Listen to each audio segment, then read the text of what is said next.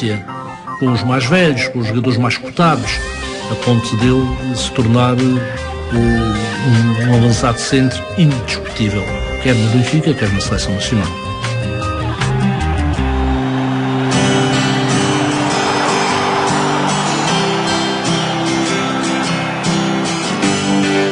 Em Cádiz, no Ramon Carranza, em que ele faz com a Fiorentina Salveiro, o Benfica ganha 7, faz 7 ou 8 gols, ele fez 4 ou 5. Fomos uma taça Carranza a Cádiz e no fim da minha carreira já. E eu não joguei, tinha jogado o jogo anterior e o treinador, que era o Laio César, tirou-me a mim e tirou ao Torres. Ficámos os dois no banco. E até estava a jogar com o Fiorentina na final. Estávamos empatados 0-0 ao intervalo.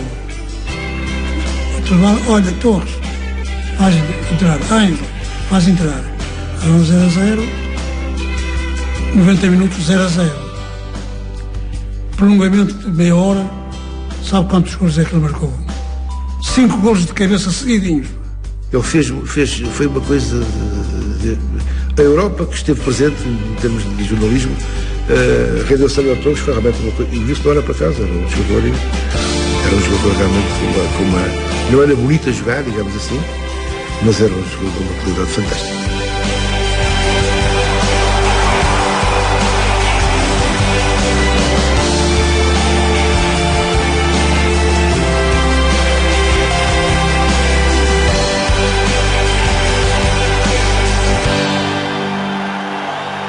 Como jogador, todos nós sabíamos que quando estávamos aflitos, bola na cabeça do Torres que ele resolve. E era aquilo que a gente fazia. Não só como jogador, todos nós sabíamos que quando estávamos aflitos, bola na cabeça do Torres que ele resolve. E era aquilo que a gente fazia. Não só a marcar golos, como a dar aos colegas para marcar. Ele propriamente, quando não tinha oportunidade no jogo aéreo de fazer, de criar a situação de finalizar, ele automaticamente fazia amortiz para os outros, sem problemas de qualquer ordem, quase que encostarem. Depois parecia que não sabia correr e era muito rápido. Era um falso lento. Como tinha umas pernas muito grandes, dava a sensação que era lento, mas era rápido. Cada passada que ele dava era enorme. Zé Torres era normalmente, porque era irresistível naquele tempo, então, no futebol nacional era irresistível porque tinha uma dimensão atlética de uma ordem extraordinária. As qualidades principais deles era exatamente o jogo de cabeça. Penso que não houve em Portugal quem jogasse tão bem de cabeça como o Zé Torres. Para além de marcar golos, ele fazia assistências aos jogadores, ao Eusébio e aos avançados que jogavam atrás dele.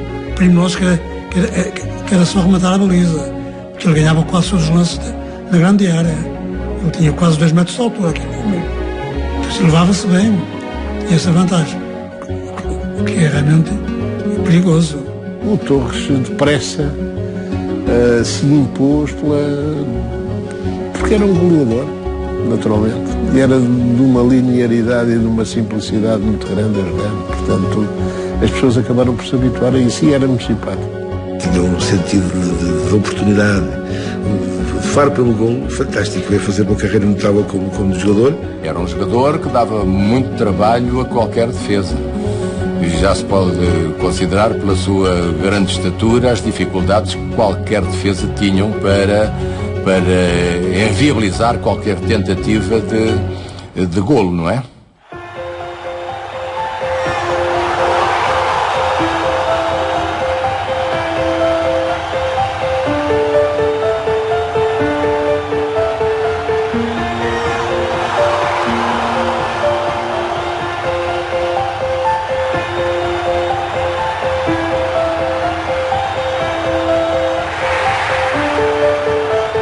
Característica fundamental dele era um jogador que se entregava ao jogo, que não regateava esforços, e era um jogador que tinha um poder de jogo de cabeça bastante grande. Ganhava nas alturas porque melhorou. Tinha bom jogo de cabeça, marcava muitos gols de cabeça, Sabia que tinha que lá estar à frente e chegar lá, de preferência, antes do Zé Augusto ou do Carreiro, não é? Porque depois eles também não aguentavam a bola muito tempo. E sentido de colocação, que tinha muito. Depois, aos poucos e com a força de vontade, foi criando o seu lugarzinho no clube. O Torres não era preciso correr muito, o Torres bastava só com a altura dele, quase não era preciso saltar para ser mais altos que os outros jogadores todos, não é? Portanto, por essa razão que ele conseguiu chegar até mais tarde, não é? E naturalmente, pela sua estatura, veio nos anos seguintes a ser aquilo que se lhe chamou um dia do bom gigante. Portanto, a posição dele era uma posição de ponta de lança, chama-se hoje, esperando pelos cruzamentos de José Augusto e de outros colegas, naturalmente, também. E era assim que se dizia: o Torres vai lá acima buscar esta, e fazia golo com a maior das naturalidades, já pelas suas capacidades físico-atléticas. Porquê? Porque ele era um tipo alto, não era preciso correr muito para marcar golos. E se calhar foi por essa razão que ele jogou até aos 42 anos.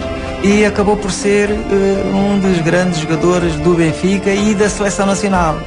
Zé Torres, que está até aos anos 70 em produção contínua, quer no Benfica, quer na Seleção Nacional, como um goleador excelente, sobretudo de cabeça. Evidentemente ele era muito alto, mas não apenas reduzir o Zé Torres a um cabeceador não é justo.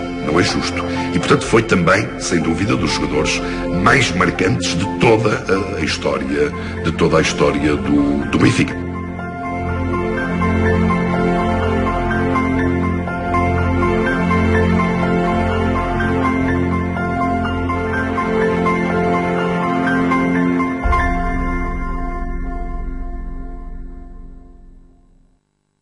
O Campeonato do Mundo é realmente o apogeu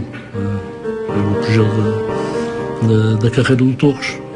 Terceiro lugar, os gols que se marcou. Quantos gols é que você marcou no Mundial, Torres? Marquei, portanto, no primeiro jogo com a Hungria, marquei no segundo jogo com a Bulgária e marquei o último, portanto, no último jogo também com a Rússia, que foi por sinal o gol da vitória. Qual foi aquele que lhe deu mais prazer?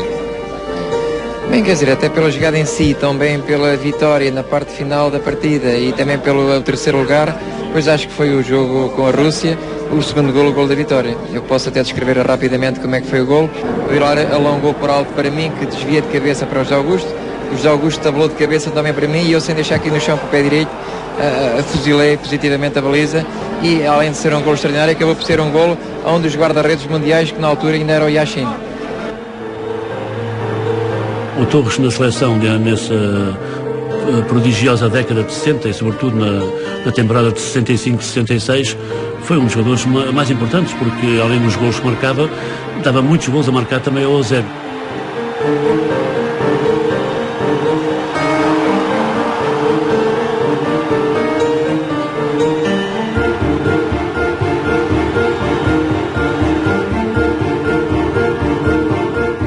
De 66, o Campeonato do Mundo, o Torres foi um dos grandes jogadores.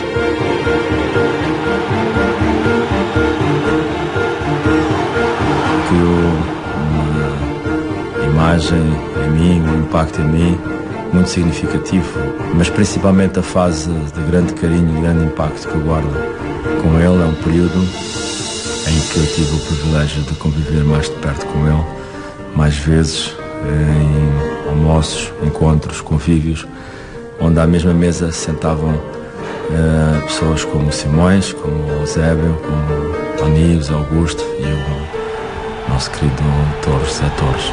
Aquelas longas conversas sobre futebol com o Eusébio e com o Simões, em que o detalhe das jogadas do Campeonato do Mundo, da Taça dos Campeões, eram discutidas ao pormenor, e ao ponto de passarmos às vezes largos momentos desses almoços a esmiuçar ao detalhe, consultando os jornais, consultando toda a informação disponível para saber se realmente aquele passe tinha sido de 20 metros ou 30 metros. Portanto, foi um jogador importantíssimo e um terror para as defensivas contrárias, e mesmo na fase de qualificação para o Mundial de 66 foi até o jogador mais concretizador.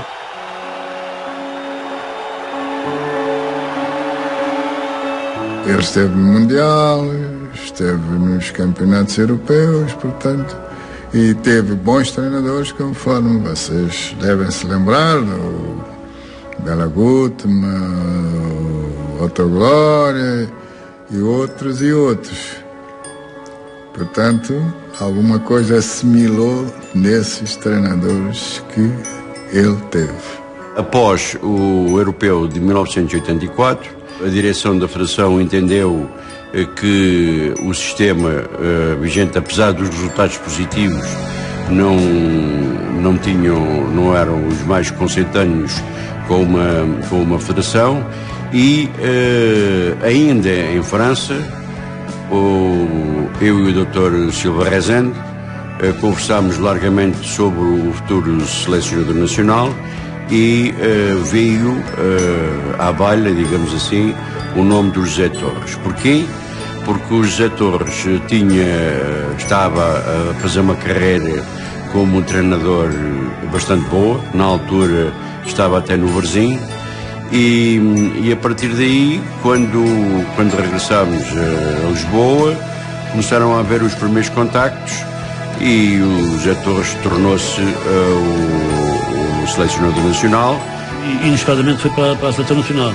Foi escolhido, talvez como dando o seu perfil de homem tolerante, e que seria bem capaz de alguma forma aglutinar as diversas tendências que realmente se verificam numa seleção nacional, com os jogadores do Sporting, do Benfica, do Porto.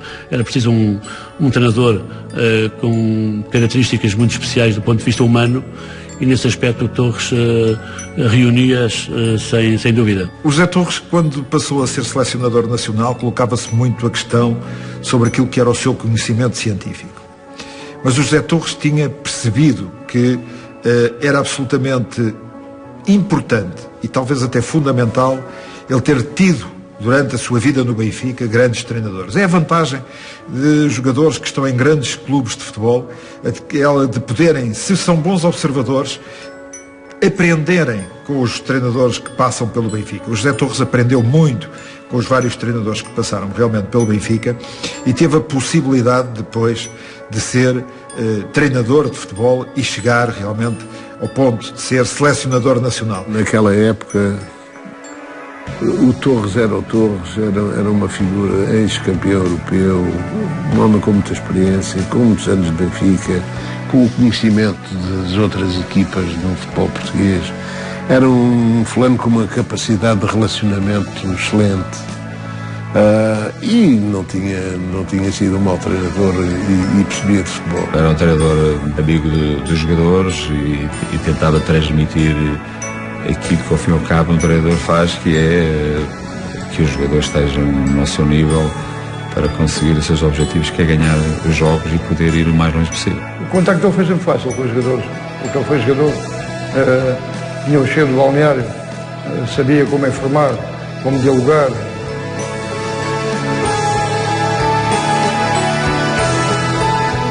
Estamos a fase de apuramento para o Campeonato do Mundo, e tivemos de facto a sorte, o saber, depois é tudo uma questão de a bola bate ou não bate na trave, ou entra ou não entra, e há aquela celebérrima frase do José Torres antes de jogarmos com a Alemanha, em Stuttgart, em que ele diz: deixem-me sonhar. E o que é certo é que o Carlos Manuel fez-lhe a vontade. E fez-me lembrar um bocadinho quando partimos em 66. Nós podemos em 66 para a Inglaterra, não deixem-me sonhar. Deixem-me sonhar que talvez a gente possa ganhar o Campeonato do Mundo. Deixem-me sonhar que talvez a gente chegue à final, ou à meia-final, ou ao terceiro lugar. Foi um bocado assim. O deixa-me sonhar porque ninguém acreditava em nós. O país, se calhar, não estava à espera disso, não é? Mas os jornalistas não acreditavam. Portanto, é natural que o Torres diga isso, deixem-me sonhar. Não é porque ele pusesse a hipótese disso ser muito difícil ou muito lógico, é porque